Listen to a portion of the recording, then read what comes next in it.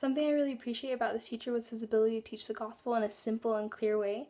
After just a few minutes, he was able to teach the gospel of Jesus Christ and then present the missionaries with a practice that they were going to be doing with a specific objective in mind, just based off of what he had taught. And then he took time to evaluate and make sure the missionaries actually understood what they were doing. However, I think he could have gone a little bit farther in making sure that they were on the same page.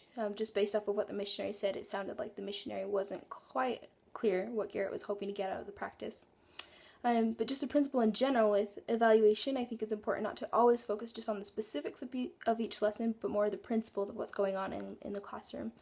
With a training coordinator, I think there's two specific purposes in evaluation. The first would be to help teachers become self-sufficient in evaluating on their own, so that they can always have self-improvement without always having a training coordinator there. And then second, giving them time to ponder. During the lesson, it's a little bit hard to look at where you're at and understand where your missionary's at. But if you take time afterwards to think about your lesson and the missionaries, I think you'll be able to have a clear idea and also receive revelation from God about what needs to be happening in your classroom to better help the missionaries fulfill their purpose. So a few couple points that I would go over with Garrett after the lesson would be to talk about his objective. What was he hoping to get out of that lesson? What was he hoping to see in the missionaries?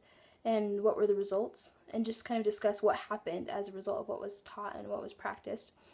And then look at the missionary specifically. How is this affecting their testimony?